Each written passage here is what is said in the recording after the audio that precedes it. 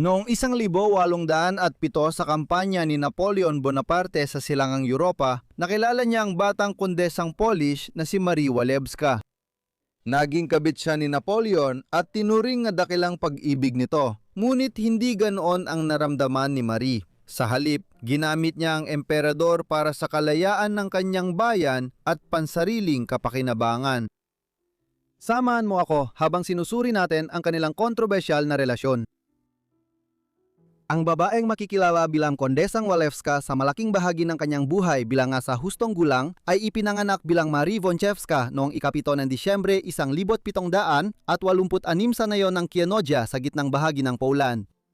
Ipinanganak siya sa isang mayamang aristokratikong pamilya. Ang kanyang ama ay si Konde Mateusz Wąsiewska, kilalang may-ari ng lupa at maharlika, habang ang ina niyang si Eva ay mula rin sa mayamang angkan. Lumaki siya sa karangyaan, naninirahan sa marangyang hasyenda ng kanyang mga magulang at tumanggap ng mataas na uri ng edukasyon. Halimbawa, tinuruan siya ng wikang Pranses, ang pangunahing wika ng Europa noong ika-18 siglo ni Nicolas Chopin, ang ama ng kilalang pianista na si Frédéric Chopin. Kahit may impluwensya ang pamilya nila, mahirap pa rin ang panahong iyon para sa mga maharlika ng Poland.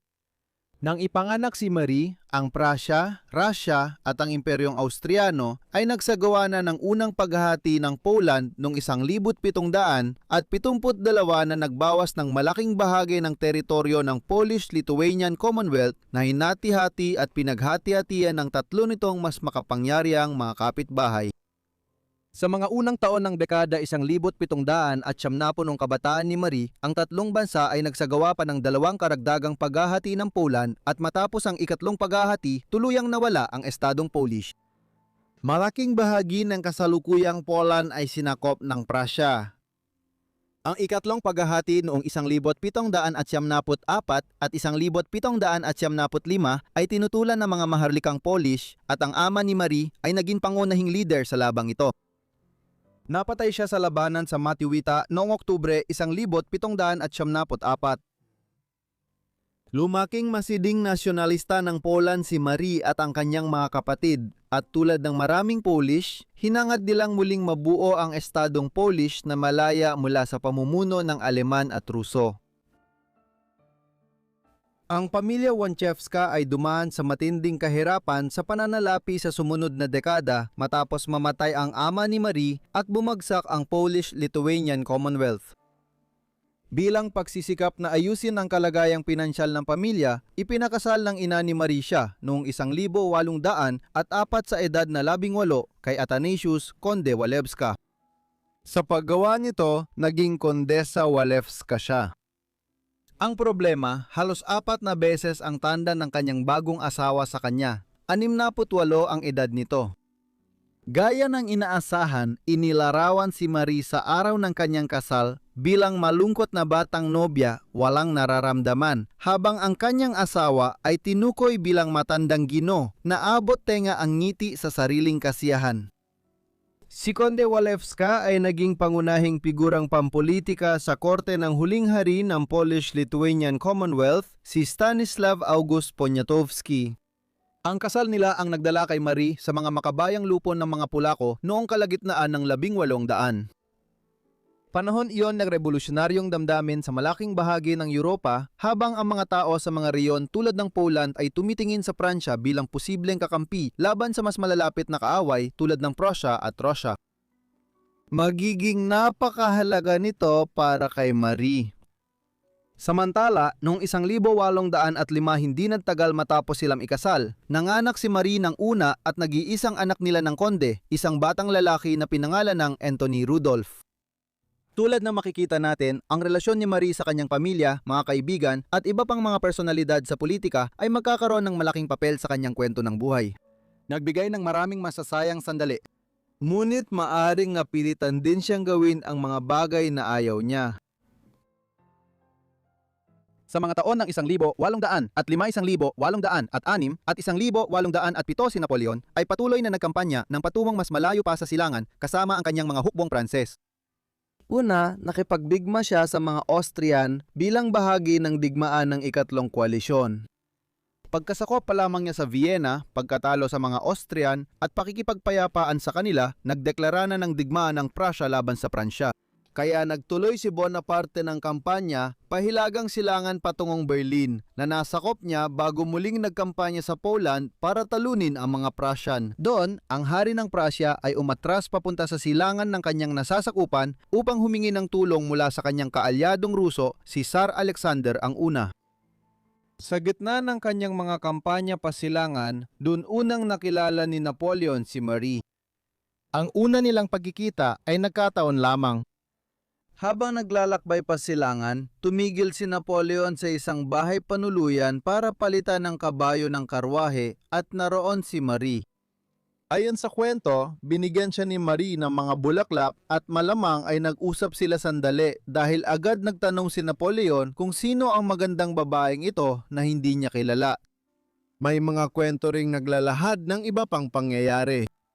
Ayon sa isang bersyon, nakiusap si Marie sa pinuno ng eskorta ni Napoleon na may pakilala siya kay Napoleon, pero may nagsasabing hindi talaga nangyari ang pagkikitang ito.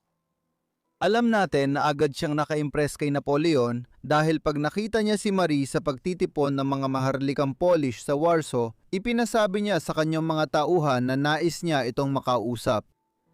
Sinundan ito ni Napoleon sa pamamagitan ng pagpapadala kay Marie ng 2 liham na puno ng paghanga, ngunit hindi siya nakatanggap ng sagot kaya lalo pa siyang naging interesado rito. Mayroon ding kontrobersya tungkol sa naging reaksyon ng dalagang si Marie sa mga panliligaw ni Napoleon. Ayon sa ilang mananaliksik, nais ni Marie ng relasyon sa isang pinuno, pero giit ng iba, siya ay nahihiya at natatakot at pinagbibigyan lamang ang emperador alang-alang sa kapakanan ng Poland. Sa anumang kaso, naging kalaguyo siya ni Napoleon sa Poland sa lalong madaling panahon. Naitago ang kanilang ugnayan kahit alam ng marami sa mataas na lipunan ng Warsaw ang nangyayari. Habang tumatagal silang magkasama, lumalim ang relasyon at nagpakita sila ng totoong pagmamahalan. Nagtagal si Napoleon ng ilang buwan sa Poland para tapusin ang digmaan laban sa Prussia at Russia hanggang 1,800 at 7 at nilagdaan niya ang kasunduan sa Tilsit para wakasan ang digmaan ng ika-4 na koalisyon. Pagkatapos nun, bumalik siya sa Paris noong taglagas ng 1,807.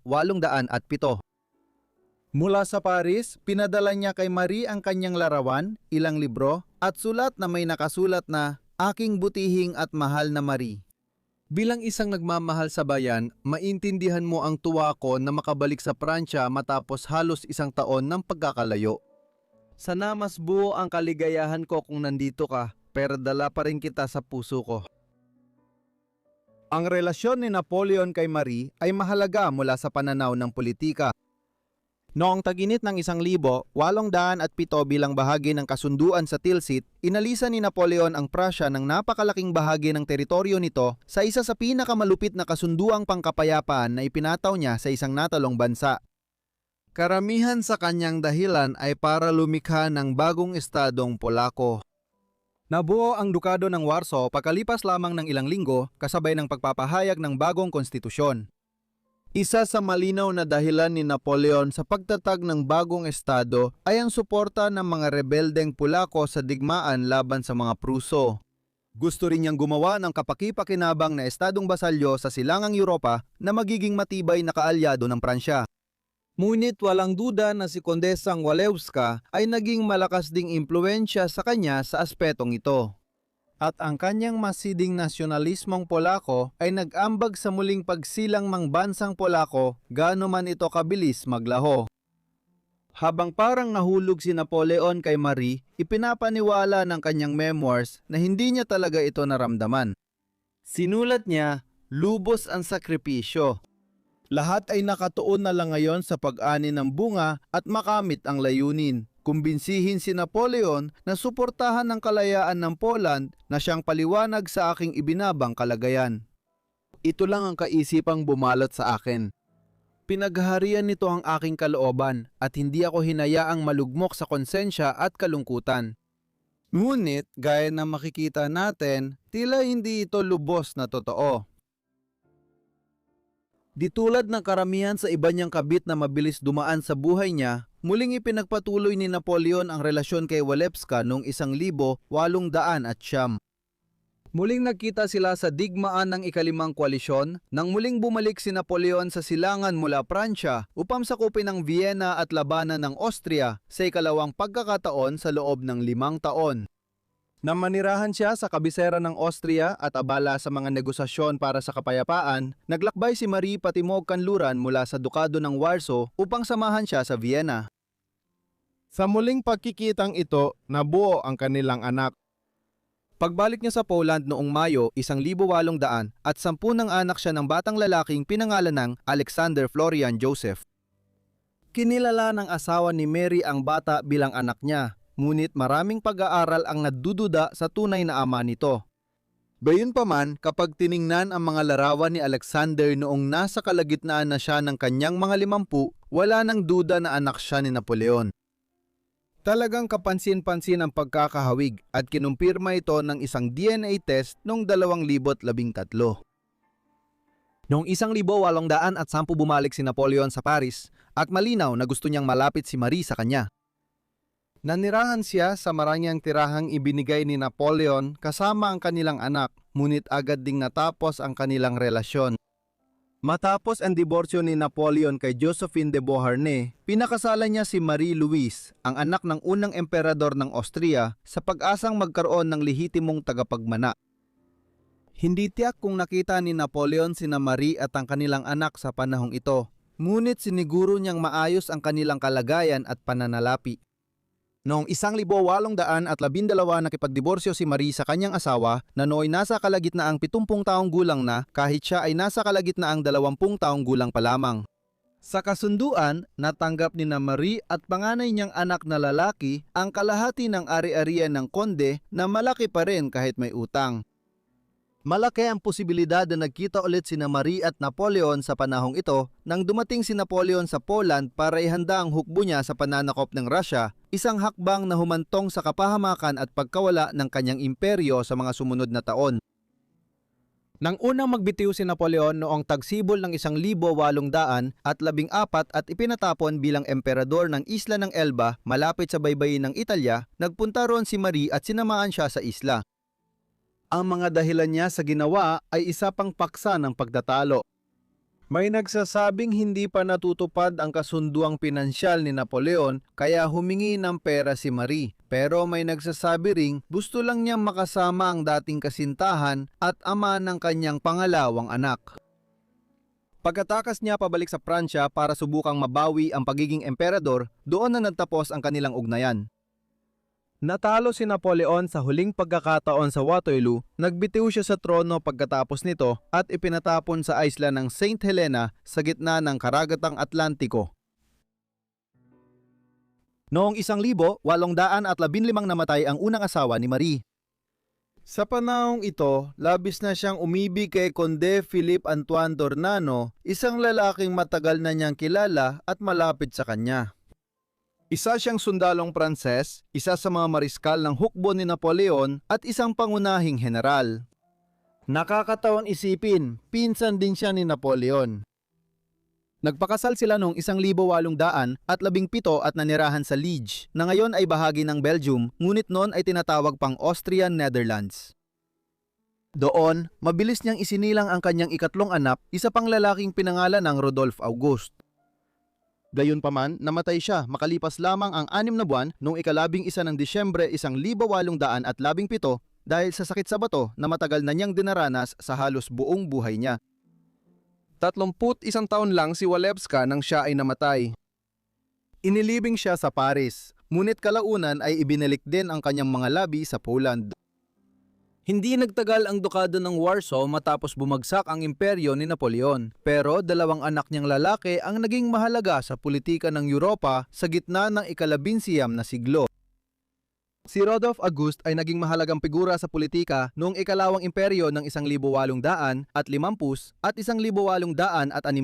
nang ang pamangkin ni Napoleon ang naging emperador ng Pransya bilang si Napoleon ang ikatlo. Gayun din, ang anak ni Napoleon Marie na si Alexandre ay naging kalihim ng ugnayang panlabas ng Pransya sa ilalim ng kanyang kamag-anak na si Napoleon ang ikatlo. Malaki ang naging papel niya sa pakikipagnegosasyon ng mga tuntunin ng kapayapaan sa pagtatapos ng digmaang Crimean noong kalagitnaan ng dekada 1850. Natapos ni Marie ang kanyang mga alaala bago siya namatay na naging mahalagang sanggunian sa panahong Napoleonic sa kasaysayan ng Europa. Noong 1937, ginawa ang pelikula tungkol sa kanyang buhay na pinagbidahan ni Greta Garbo. Maraming salamat sa inyong lahat sa panonood ng video na ito tungkol kay Marie Walewska. Sana ay naging interesante ito para sa inyo. Ipaalam ninyo sa akin ang inyong opinyon tungkol sa kanyang buhay sa ibaba sa mga komento, at kung meron pa kayong ibang suwestiyon, siguraduhin ding ilagay ang mga ito sa ibaba sa mga komento. Sana ay nakasubscribe na kayo at naka-on ang notifications para mapanood ninyo agad ang lahat ng video ko sa sandaling i-upload ko ang mga ito. Hanggang dito muna, magkikita tayo ulit sa susunod na Forgotten Life. Salamat.